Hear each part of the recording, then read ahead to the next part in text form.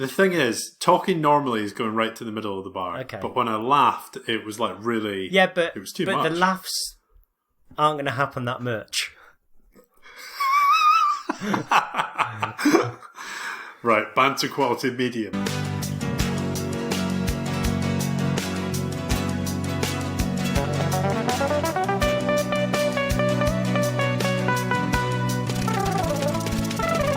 Hi, I'm Ian. He's Ollie. Hi. We're both guys. We're chatting about accents in the movies. It's the Guys on Film podcast. Why, aye, man. What accent was that, Oliver? It's like Geordie, sort of Newcastle. So, just to check, were you doing an accent or were you saying a phrase in your normal accent? Yeah, a little bit of both. So I'm under duress that it basically says here, I must keep the recording time down and not have any fun. And that Oliver nearly destroyed his laptop due to the runtime of the raw recording of our previous episode. Is that right? Pretty much, yeah. I've had a threat come through. So This one, we're going to try and keep it tight, taut, some legal lean. action. Yeah. Okay. So tell us what we've got coming up on the show. Would you say it's a show? We're showing people everything they need to know about accents. Okay. That's not true. It's just... That's a claim that's untrue. On this week's show, though, we have a Seggy 1, which is called Everything's Going to Be Okay. So we take some well-known movie plots, and we deliver them as if, what were you worried about? Everything just is fine. Yeah. The example is what if Jurassic Park was a complete success? And it just worked. Nothing bad ever happened. And it was just fun. It was just great. It worked. Brilliant. Like that. Love it. Yeah. So that's Seggy 1. And then we'll do LifeScores, as we always do. And then we'll go into a semi-deep dive. A medium dive. Yeah. Into accents in the movies. But much like the last episode, instead of going into masses of details about accents, we've just got a menagerie of different... Is menagerie the right word? Of different segments related to accents. Cavalcade. Yeah, something like that. And the fun thing is that we can actually, for the very first time, using the power of Zoom, we can see each other. So if the pandemic's taught us anything, it's that it still takes around 6 to 9 months for us to adapt to technology. Yeah. I like your T-shirt, Ian. Your anti-mask, anti-lockdown T-shirt. It's it's a bold choice. I know you're very keen on wearing it outside and on packed tubes and stuff like that, but I stick to your guns.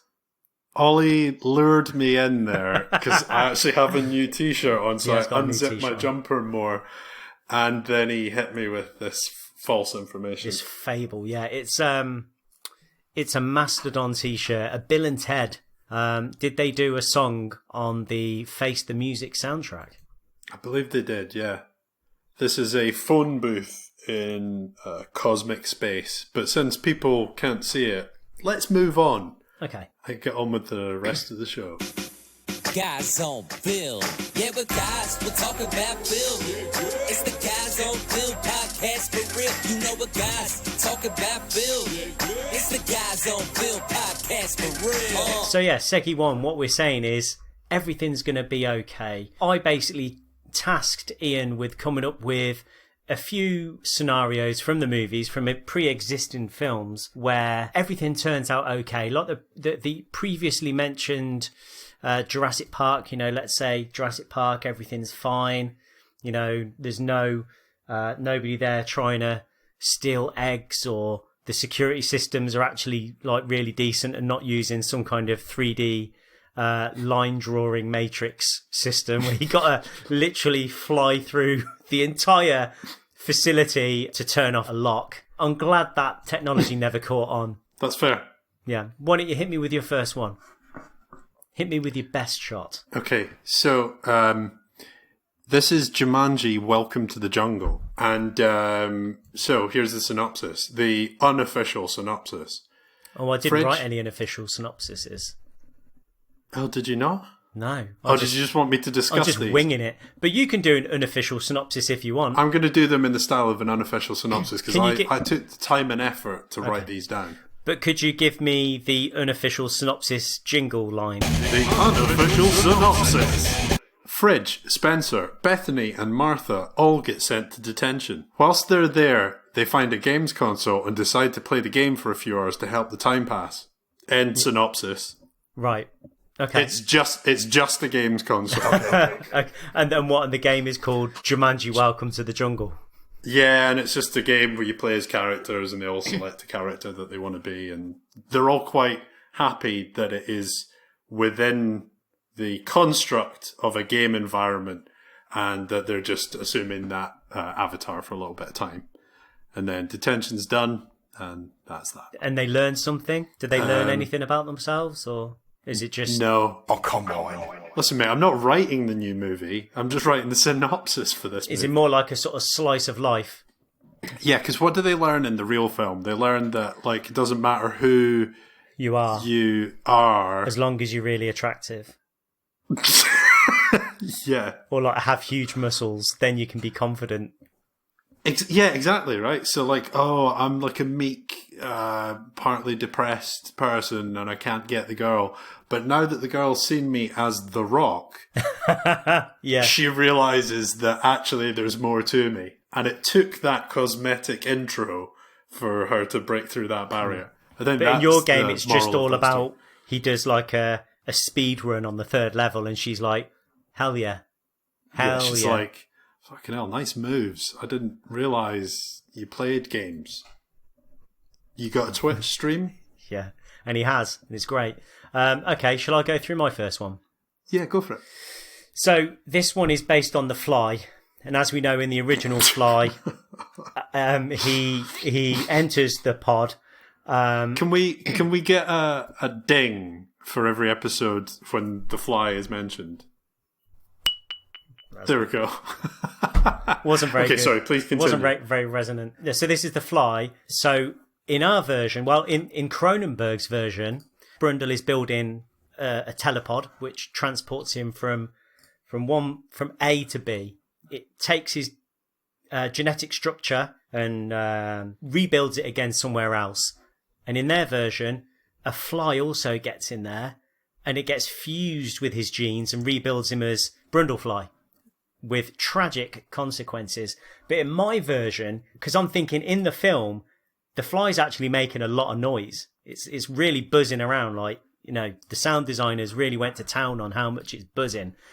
So I'm saying he notices... Absolutely buzzing. So he notices the fly in the telepod and thinks, like, out loud, like with reverb, like in a head voice, oh shit, that could have had unforeseen results. So he does some tests and finds out about the fusion and deems it unsafe for human travel. So, like, absolutely, like, sacks off that idea forever and it never happens. However, with a few tweaks, he totally revolutionises dog breeding with hilarious results. What do you reckon? Give us an example of one of the hilarious results. Have you got one? Just like, you know, like a very small Rottweiler. Okay. Right, okay. Like immediate effective results. Like, do you want this dog spliced with this dog? Yes. Yeah, I do like it. And so that would be just like crossing two dogs that are in the machine at the same time, rather than like crossing a dog, for example, with a fly in order to make it fly size. When I say a few tweaks, you still get both dogs, but it builds a third one. So right, okay. Do you know what I mean? I said a few tweaks. Yeah. Because what he doesn't want to happen is, like, you put two dogs in there and it mangles them together. So he's, you know, he's just completely foreseen the future, and it's just a great success, and it's hilarious. It's got no pus or fingernails falling off. It's just a lovely, lovely film. A lovely film.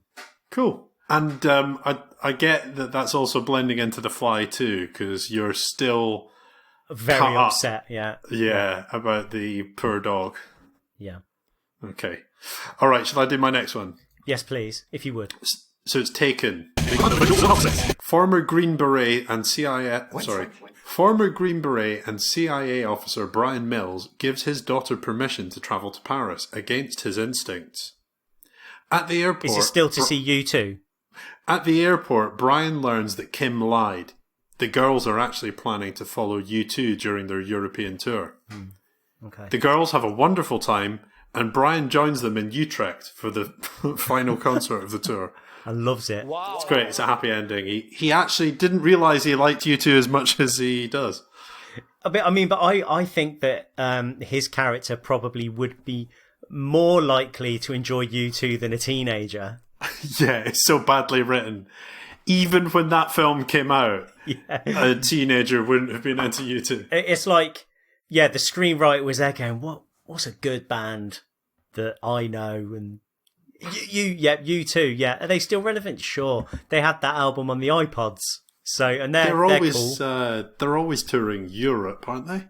What's your next one? Okay, my next one is Japanese horror classic The Ring. So in the original version, there is a videotape, and if you watch it within a day or so, I'm not sure on the time limit actually, but within 24 hours, you die.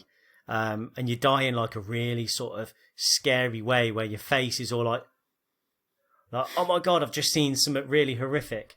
But in this version... Ollie just pulled a face that was grimacing at death. I love these. I love the fact that you can see me now, so that you can provide some kind of visual, insightful visuals. Ian's insightful visual reference. It's slightly better. I mean, it's not great, but it is slightly better than his face was like that, and then not saying anything.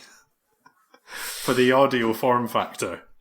Yeah. I would ask you to do your best staring at the worst possible fear ever, but it just doesn't make good radio. So, I mean, that is quite a good face, though. Although it did more look like the guy in American Pie when he's, finishing up pie with pie in it. Anyway, so in The Ring, there's a videotape. You watch it, you die. But in our version, and it's still in Japan... Your version. Yeah, someone tapes over the original tape. They're looking for stuff. The 1998 Royal Rumble's just about to come on television. And they're looking for a tape, and it's, I've got the Lost Boys, now I can't tape over that. And they just find this random tape, and they put it in the VCR, and they hit record, and they just tape over the curse with the 1998 Royal Rumble. And that tape sort of has a life of its own, and it passes round multiple families and inspires a whole generation of Japanese wrestlers in a heartwarming, emotional sports drama. And just in case it wasn't obvious enough, The Ring is the wrestling ring. Thanks. Yeah, it's good. It's really good. Great. Really? What a creative mind you have, Oliver. Cheers, mate. Thanks. So I took this brief slightly more literally. Just had things that were as if the plot sort of kickoff had never happened. And that well, it's an things just interesting remained in the status quo. Coming at it from a different angle. It's fine. My next one is 7. Two detectives, a rookie and a veteran, hunt a serial killer who uses the 7 deadly sins as his motives.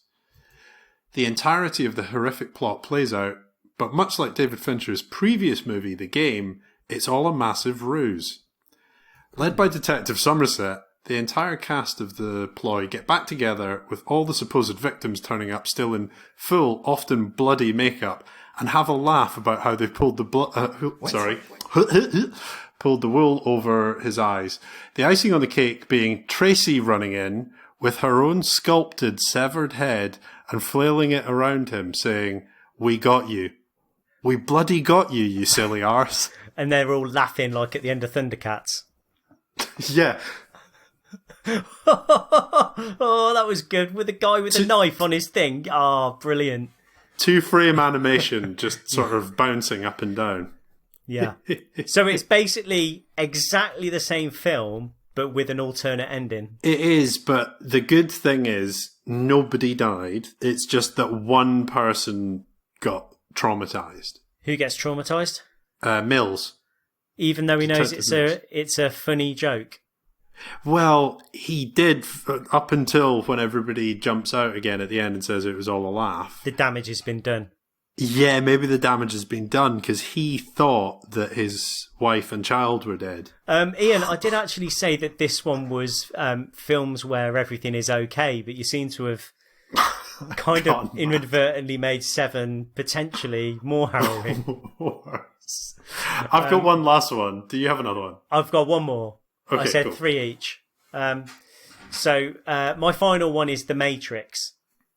So obviously, So smart. Wow. well, let's have a see which one wins. But so in the original Matrix, people are being used as batteries, and they wake up and they're like, "Oh, this is mental. We're being used as batteries for big robots, and we have to stay in a fake world forever."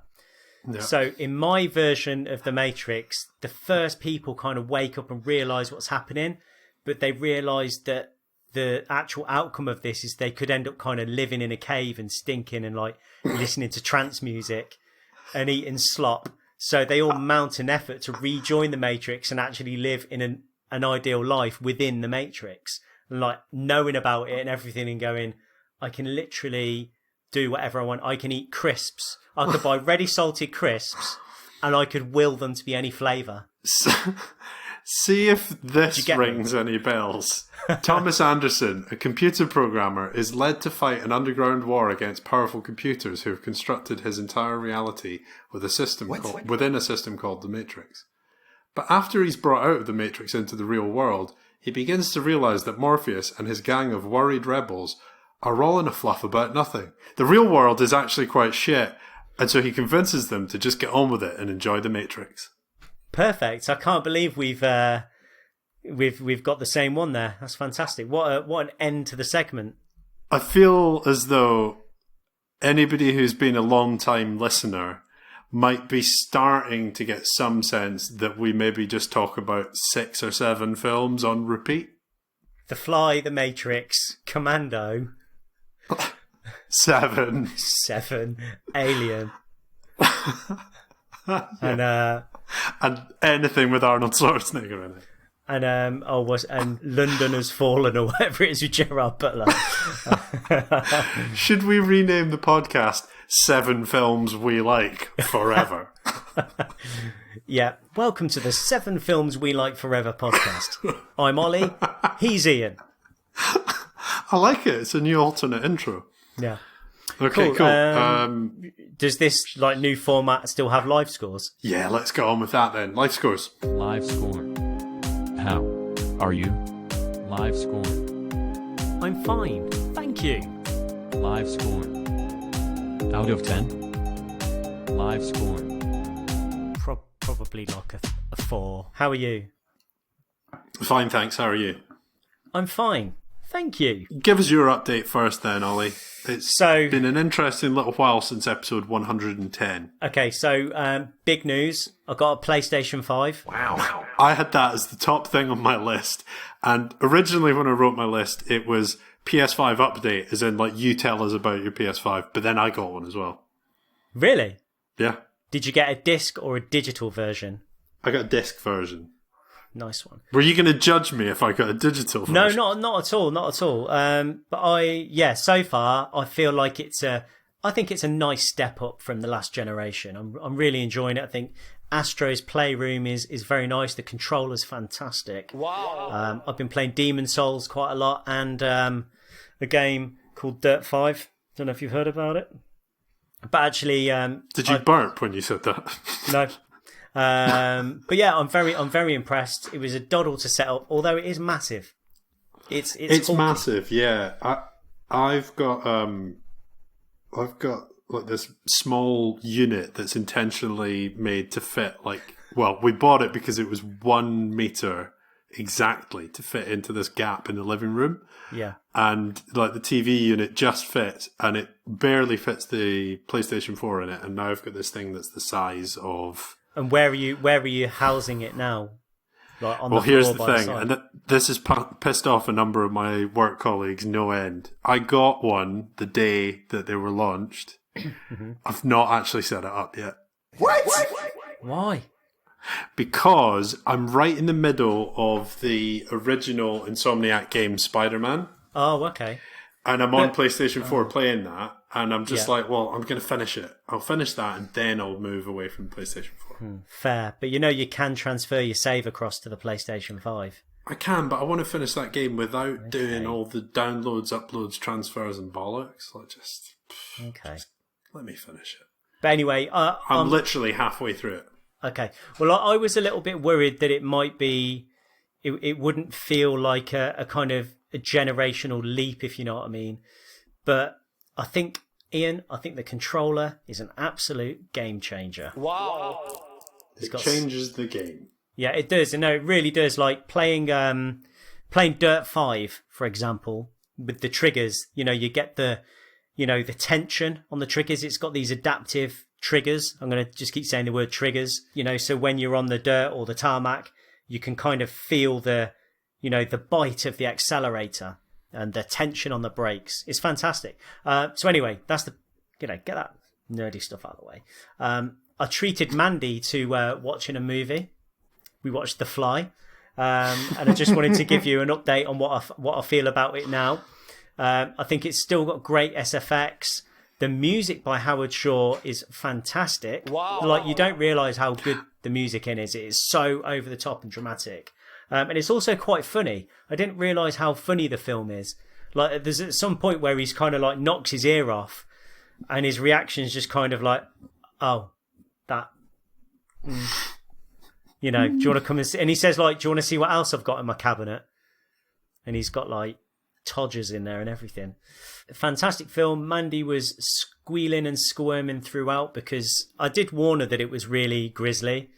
And, like, she watches all that Dr. Pimple Popper stuff on Instagram that I can't watch. So when I was in LA, what do you think about this? So I was in LA and I was getting a train down to Santa Monica. And there was a guy sat on the train on a seat, and he had his phone out, and he was watching Dr. Pimple Popper on a public train. What do you think about that? Just watching a huge spot being squeezed. It's strange. Yeah, it's for not sure. Yeah, it's unsettling. Yeah. At least he wasn't sitting there doing it to himself. True. Yeah. Small mercies. I've been using my VR headset to watch Alan Partridge on Netflix. Oh, yeah. Been enjoying that. And I've discovered that in I'm Alan Partridge, he is 43 years old, which is only 3 years younger than what I am now. So you are almost Alan Partridge. Is that a show that you're going to do? Just Alan Partridge when he was living in Linton Travel Tavern. So okay. Yeah, and that's pretty much it. I'm still on the piano. I'm still running. And that's it. That's me. Still on the piano. And I think, given all of those things with the PlayStation, the Fly, the Alan Partridge, I think I'm on an 8.5. Okay, it's pretty good. I've already given my PS5 update. I've not played it. But can I also say that in your description of how you feel about the PlayStation, that you almost started to sound like the man in the board game shop that you talked about many episodes ago, who had a limited vocabulary and his ability to explain good things. Because you were just like, it's fantastic. No, really, it is fantastic. Oh, Ian, I'm going to edit most of those fantastics out. Okay, right. So I sound like an idiot now. One thing bringing my score down is I've got a thumb splinter that's gone underneath the nail of my thumb. Oof. And it's quite painful, and I don't know really what to do about it. It's going to be very hard to extract. Yeah, absolutely. It's like kind of trapped like between the skin and the nail right up in the side. So basically, the other night we've got this like floor lamp, and usually you would walk across to it and you would press the off button by putting your foot on the off button. It's like it's obviously made to be stood on to turn it off. Yeah.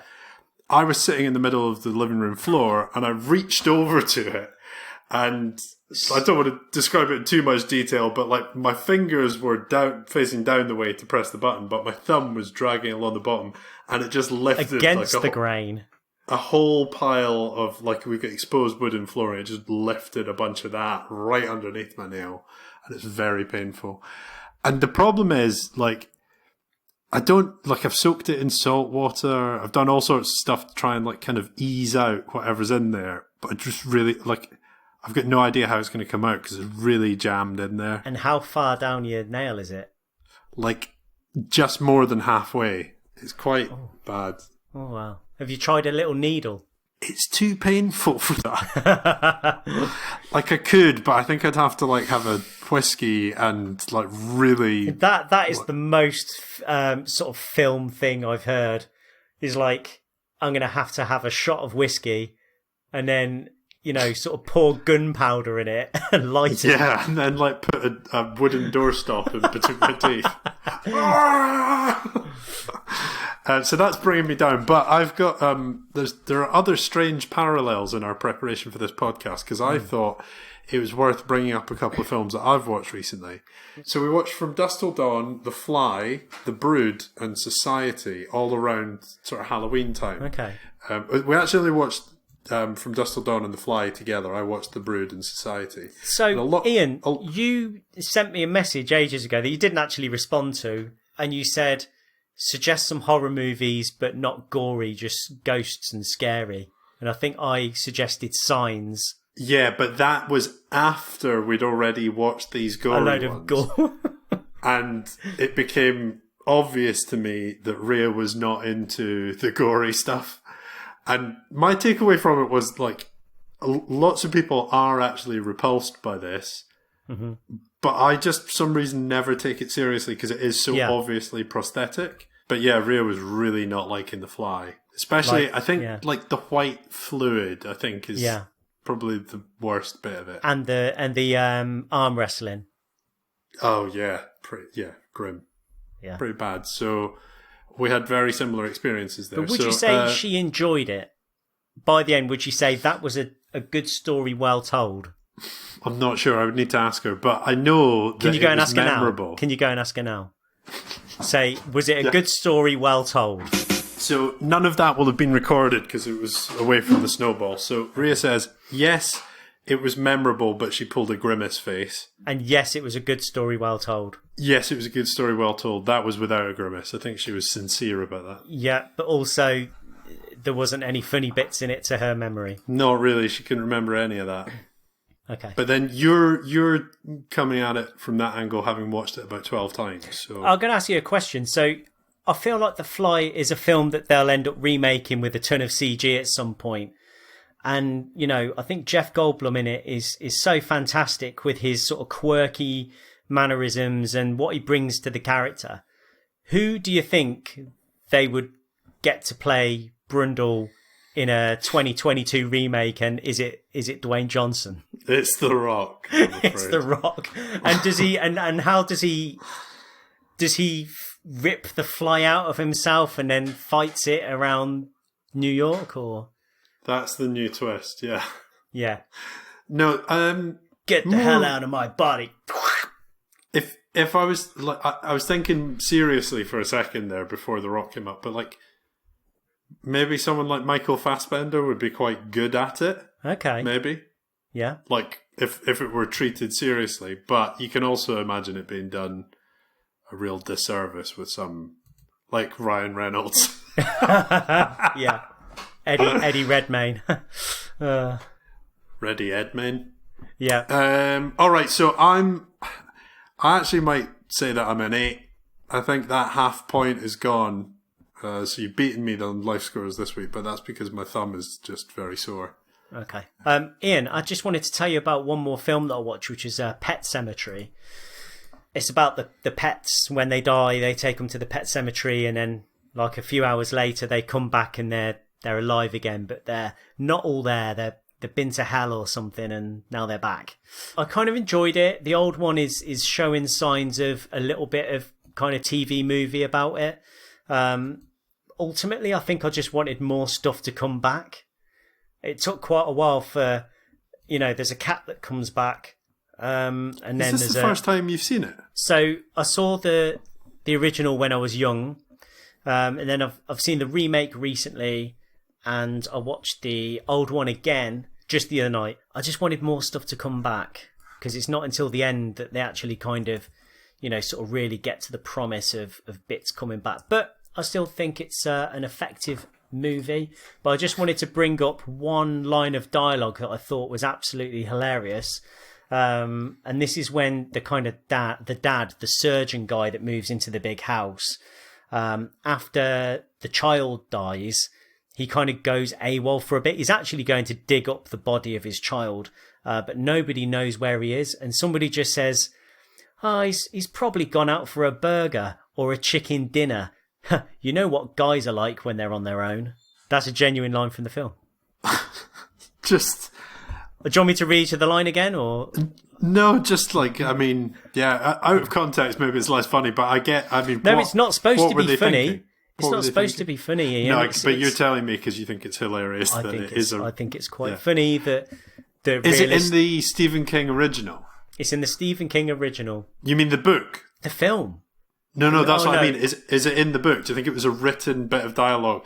And when it came to the movie, they were like, I think we should say he's off doing this. And Stephen King came in and said, no, that's not the original line. I want to be very clear that this guy could be out looking for a chicken dinner. Yeah, I would have to try and do a bit of digging to see if I can bring that one back. But anyway, let's move on to the semi-deep dive. Facts, data, we must have put a lot of effort into this one. Information overload. I think I'll probably double check that. Ian, what is an accent? An accent is a distinctive way of pronouncing a language, especially one associated with a particular country, area, or social class. It's amazing that you've actually prepared this now, that you know it's coming. So, Ian, I think the reason that we actually sort of we're looking at accents for this kind of deep dive, this sode, was because Sean Connery passed away quite recently. And are you okay to continue knowing that? Give me a moment and I'll be back with you. Okay, so Sean Connery obviously was... Can I just ask, what's your jumper? Is it... It's like mountains and stuff. Do you remember the Montana bar? It was like a biscuit. It's like a Toblerone. This is like Toblerone. Yeah. I guess. Do you remember the Montana biscuit? It must have been a Scottish thing. Listeners, let us know whether you know about the Montana biscuit or not. Was it a Scottish thing? So yeah, we're looking into Sean Connery because he had a distinctive accent, an accent that he often wasn't prepared to change when he was in certain roles that we might get into later. He was James Bond. He was Indiana Jones's father. Who else was he that was memorable? He was the Highlander. No, he wasn't the Highlander. He was the Spaniard. Yeah, he was a Spanish man. He was, yeah. And he, but I mean, you. It's not crazy for you to think that he was a Highlander, given his accent in the film. Exactly, yeah. Yeah. Okay. What else was he in that you remember from your childhood? He was in a terrible film called Finding Forrester, I think. And what's that one? It's about some guy, some literary... It may even be a true story about an author and some university student learning from him or something like that. He was also in The Rock, wasn't he? He was in The Rock, yeah. That was a good The film. Hunt for Red October, I think, is the one where he had the terrible Russian accent, which was just his accent. Yeah, that's true. And I think the other big accent one was The Untouchables. So he just did a Scottish accent, but I think he was supposed to be Irish or like American Irish. In The Untouchables. Yeah. He was supposed to be. Yeah, he was supposed to be Irish. So Ian, throughout this episode, as long as you're okay to kind of to keep soldiering on, you brave hero. I've got a few facts about Sean Connery. Some, as I'm going to call it, who, what, where, when, why, how. So I've been looking at Google and I've been typing in like who Sean Connery, what Sean Connery, and seeing what Google suggests. Okay. So I can do the first one for you. I'll give you two choices. Do you want to know who did Sean Connery support in football, or would you like to know who is Sean Connery's son? Which one do you want to know? Support in football? Okay, so he supported Rangers FC, but he used to support Celtic. He changed his mind halfway through his life. Wow. So, Ian, talking about the Scottish accent, something that you're really familiar with. Oh, yeah. So how do you feel when a non-Scotsman is trying to portray a Scottish accent? I've got an article here from your favourite publication, The Scotsman, of the six. It's the 6 best and the 6 worst Scottish accents ever captured on film. So, we don't earn anything from this podcast, but if we did, I would class this as workplace harassment. Why? On the basis of my nationality. Why would you say that, Ian? No, come on, tell me, what are the 6 worst portrayals of the Scottish accent then? Well, in fact, the way that this publication has ordered them, they've kind of mixed it all up in sort of good or bad. So I'll give you the actor, and you tell me whether you think it was good or bad. So Johnny Lee Miller in Trainspotting. Ian, good or bad? It was good. Yeah, it was very good. It was good. That was Sick Boy. Yeah. And you think that was they gave it 10 out of 10. Yeah, easily one of the best efforts going. Yeah, it was really pretty good, to be honest. I think it was a long time before I realised he wasn't Scottish, and then when I did, like, if you really, really listen, you can kind of hear certain things, but I think, to be honest, it's pretty good. What is the kind of main thing that people do with a Scottish accent that you feel, they get it kind of wrong, or they over-egg it somehow? The trouble is, because same as England, there are like hundreds of accents from very like small condensed areas. It's kind of hard to, like, if somebody tries an Edinburgh accent or tries a Glasgow accent, they're going to be getting different things wrong. I think probably one of the main ones is people like over-emphasizing rolling R's or ooh sounds. So give me an example of an ooh sound in a word in play.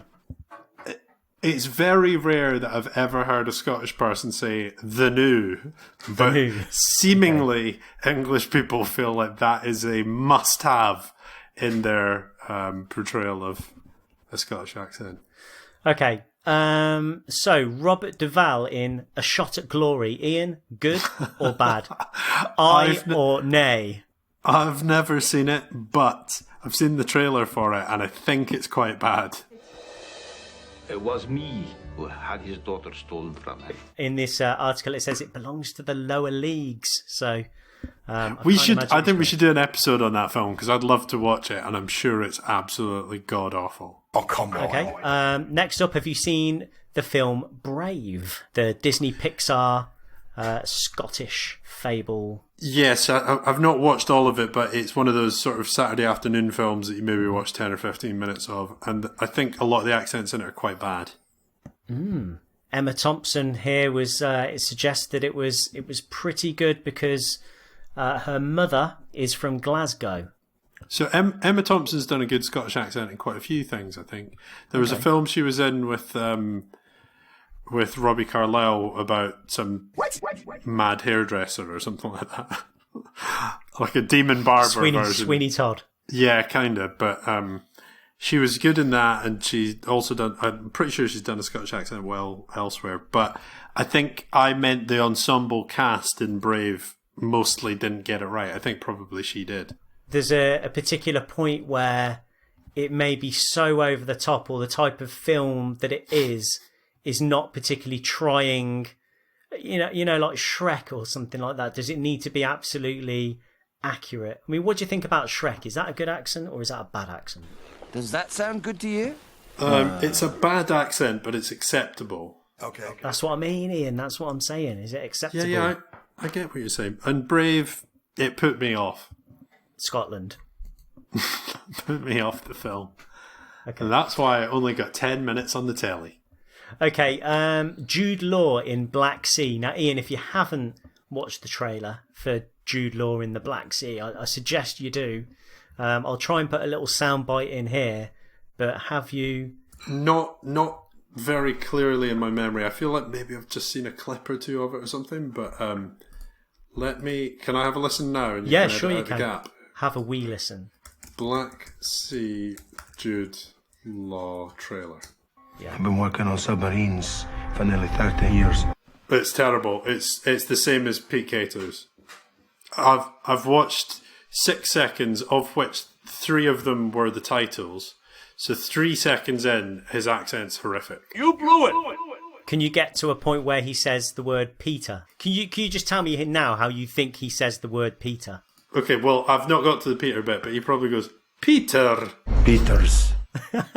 Yeah, pretty much. It's f***ing terrible. It's making me angry. Give it a score out of 10. It's a 1, because it It's a exists. Can I just tell you what the first comment on that YouTube trailer is? Uh-huh. Americans, Russians, English, Scots, Irish and Australian all in one submarine. Shit gonna get real. Looks good. Yeah. Move on. Move on. Jessica Lange or Lange in Rob Roy. I think it was passable, yeah. I'm not sure. Ian, this says it's bad. Woefully Yeah, unconvincing. I don't know how we can ever really sort of trust you again. It says, I'm going to read directly from the article. It says, Jessica Lange's effort as Mary McGregor in Rob Roy will make your toes curl.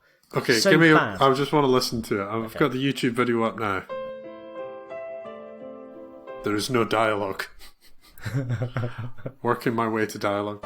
You know I love the bones of you, but you take too much to heart that cannot be helped. Yeah, it's yeah, it's bad. Her Scottish accent is matched only by the overacting. Okay. So it's too over the top and it's not a good accent. So my gut instinct was that it wasn't bad enough for me to remember. But now I've listened. It is. On the accent scale, it's probably a 3 out of 10. Okay, moving on. We've got James Doohan in Star Trek as Scotty. That's kind of on the Shrek scale of... Yeah. Like, obviously not great, but... Just don't bother with it. Just leave it. It's fine. Yeah.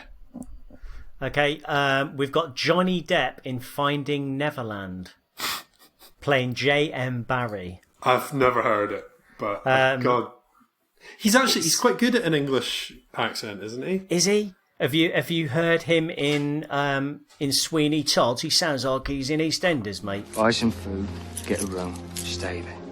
Don't tell anyone where you're going. I don't want to know. He sounds like he could work down the cafe. Yeah, I thought that's why people quite liked him, is because he was on the Fast Show doing an accent like that or something, wasn't he? Yeah, I suppose. Yeah, he's got that one accent. It says here that rather hilariously, Depp says that the accent came from watching hours of Rabsy Nesbitt. Now, I don't know whether that's true or whether the Scotsman is in the habit of kind of making facts up or not. But you tell me if it sounds like Rabsy Nesbitt. Shall I have a listen? Oh, yeah, I think you need to have a listen, yeah. What do you think? Do you like it? He's about a 4 out of 10. Okay.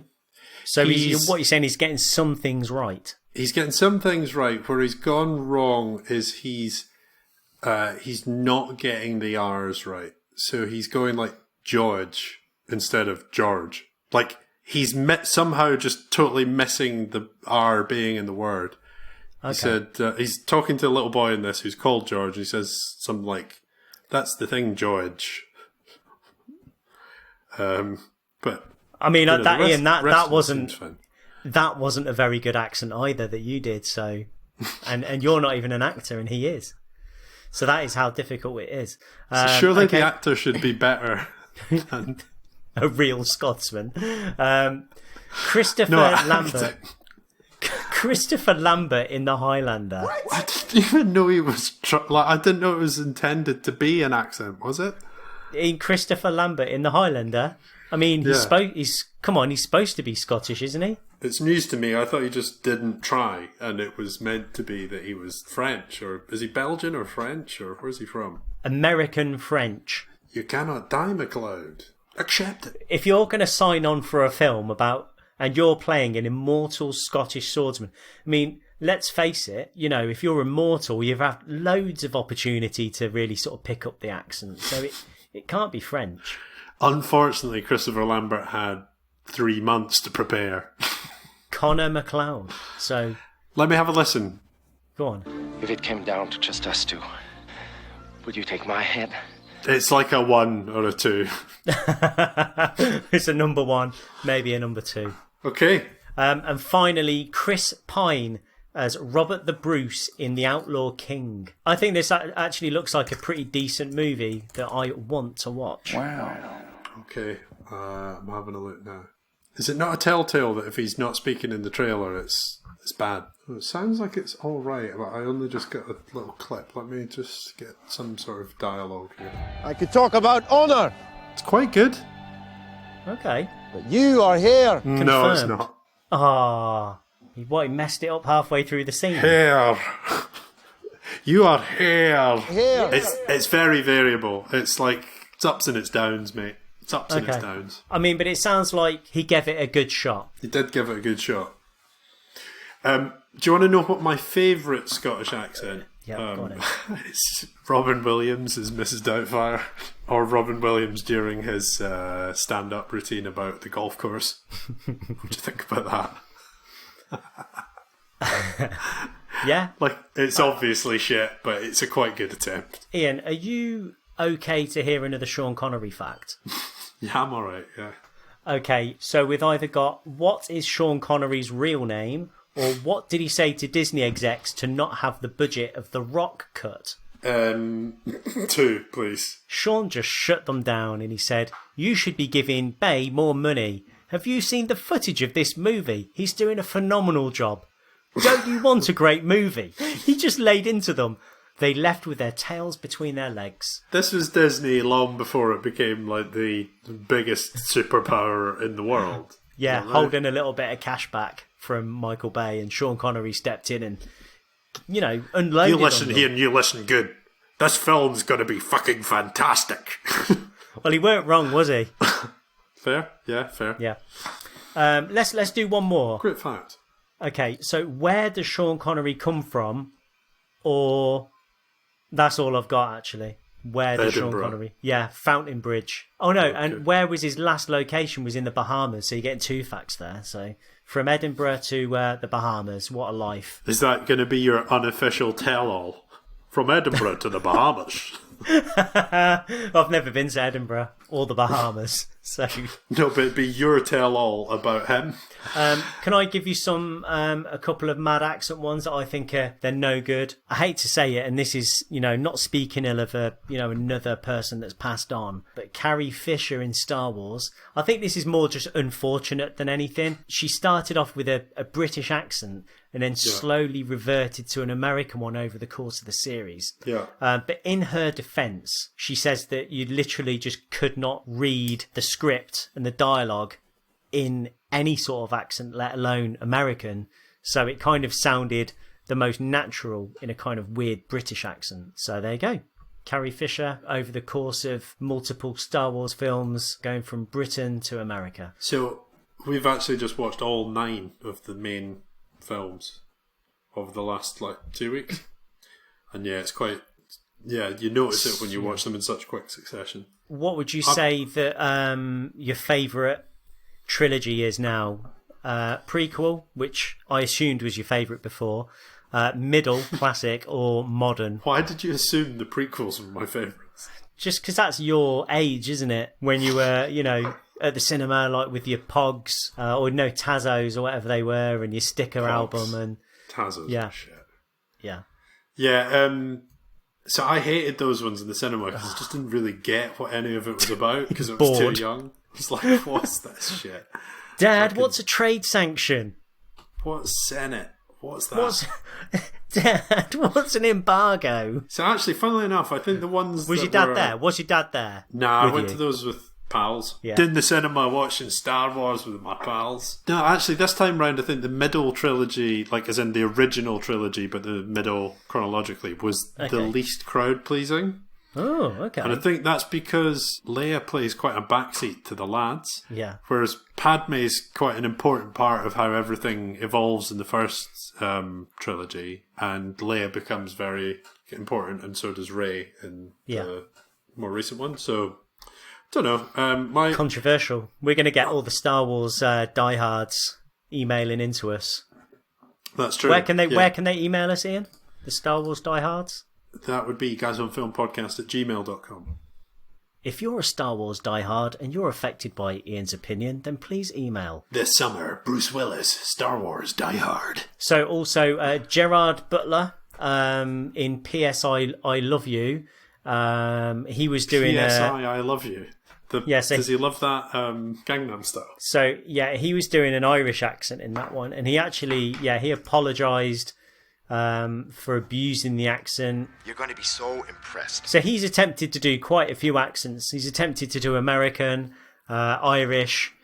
I'm not sure if he's done English, but I mean, he's got a decent voice. I think he should be more, take a leaf out of Sean Connery's voice, because he has got a pretty decent voice anyway. So just be, look, Gerard, just be yourself, mate.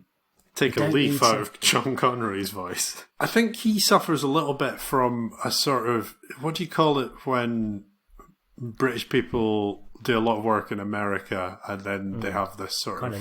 Yeah. What's it called? I think Piers Brosnan has it as well. Atlantic twang, is that what you call it? Oh, and a little bit like what Christian Bale might have as well. That was what I was going to go on to next. Oh, what a segue. Wow. Christian Bale's actually really quite good at getting accents right. Yeah. But it's left his real life accent in tatters. Yeah. He tries to, every interview he does, he just goes from one thing to another, and it just sounds so weird. It's just a munge of noises. So if you didn't know, he is Welsh. Is he? Yeah. You'd never know. All right, Ollie, you have to select the best accent for a couple of scenarios that I've come up with. I'm just going to completely edit this out, but carry on. Why? Because I just feel like this is going to get me cancelled on Twitter. You should leave that bit in. I'm leaving. Okay. I'll leave that in, but I'll take the feature out. Yeah, good. Okay, carry on. All right, you're only allowed to use these accents. So, Danny Dyer, it's really an impersonation thing rather than an accent thing, but each one's from a different place in the world. Yeah. Danny Dyer. Yep. Arnold Schwarzenegger. Yep. And Michael Caine. Sean Connery. Okay, yeah. Right, okay, so scenario one. Not a million miles off the truth. You've been taken into a security room at the airport for questioning because the X-ray has shown some unusual groinal activity. What accent are you using, and what might it sound like? It'd be Sean Connery. If I feed you the line, can you say it? Okay, feed me the line. Now you listen here, Sonny. I know of everything that's been in and out of my anus. And I'm telling you, there's nothing untowards up there. Now you listen good, Sonny. I know everything that's been in and out of my anus. There's been nothing untoward. Yeah, there you go. Okay. All right. I don't know how I ended up having to do the accent. Well, Can you please try? Can you try? Dude, I'll try the next one. Okay. All right. You need to choose Danny Dyer, Arnold Schwarzenegger, or Sean Connery. Which one are you going to deploy? You've forgotten girlfriend of the podcast, Mandy's birthday. How are you getting out of this one? What accent are you using? And you can't use your own. It'd probably have to be Danny Dyer, I guess. I'd be like, oh, fucking hell, mate! I was off me fucking nut on Mandy, and I forgot, mate. Go on, I'll tell you what. Hit me in the boat.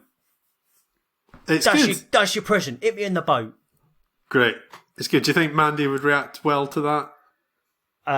He'd probably hit him in the boat, I think, would be the response. Fair. Okay.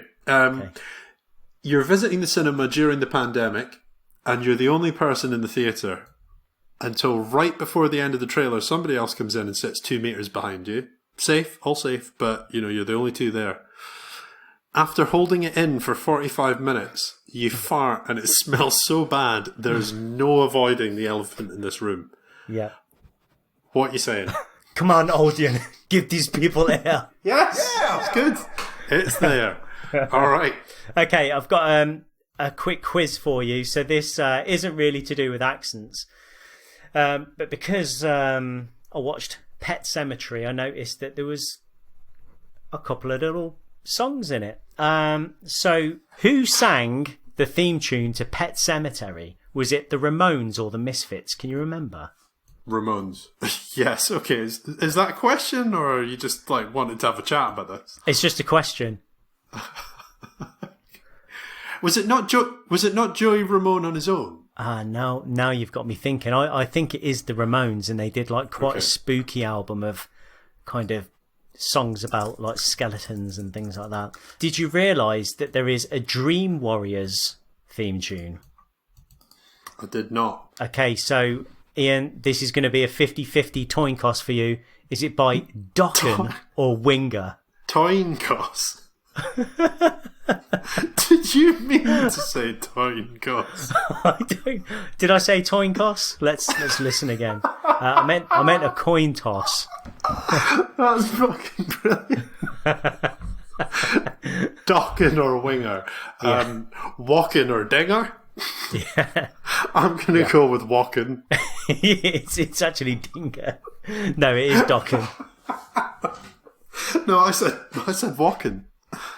Okay, fair enough. And I've got a quick question for you. So my daughter recently turned 15. What do you think the best, most important 15 rated film is to watch? The Crow? And this is it's probably gonna be one of these, one of the 7, isn't it? RoboCop. That's an 18.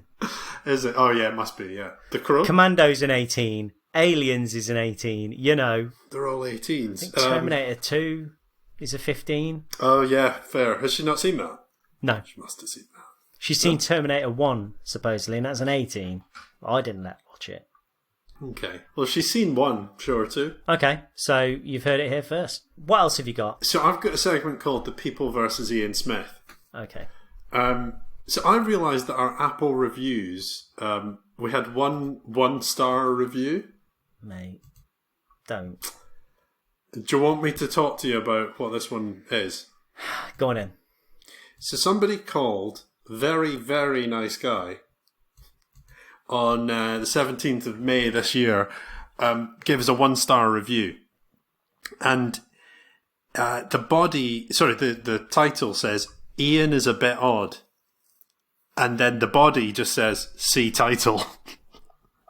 So we got a 1-star review because I'm weird or odd. And I was thinking, maybe if I had a new accent, that could help. Okay, so it could help. What should it be? And did you write the review?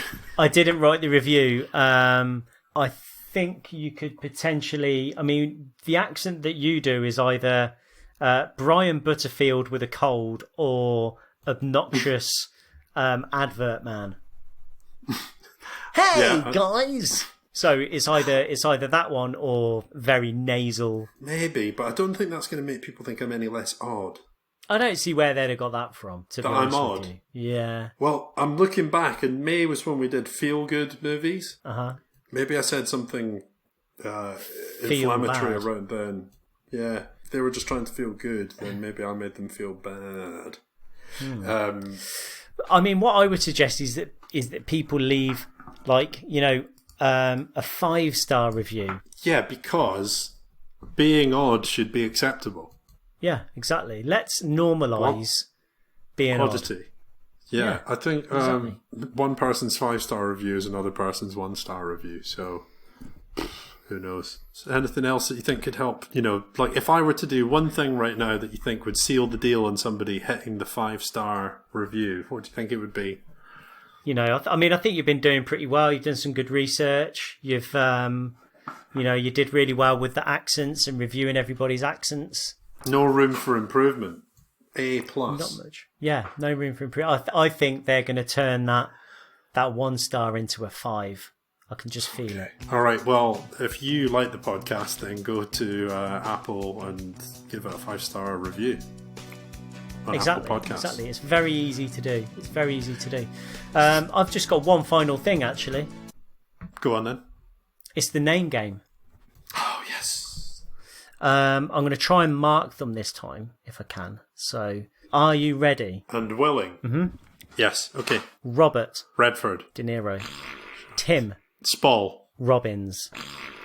Robert Redford. Duval.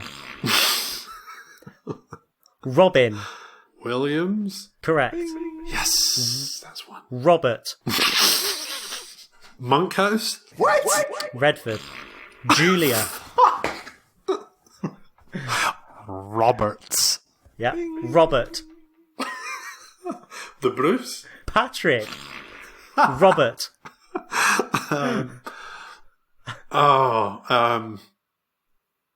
The quick fire thing's gone here. I edit it. Robert. The Bruce. Pattinson. Okay. Robert.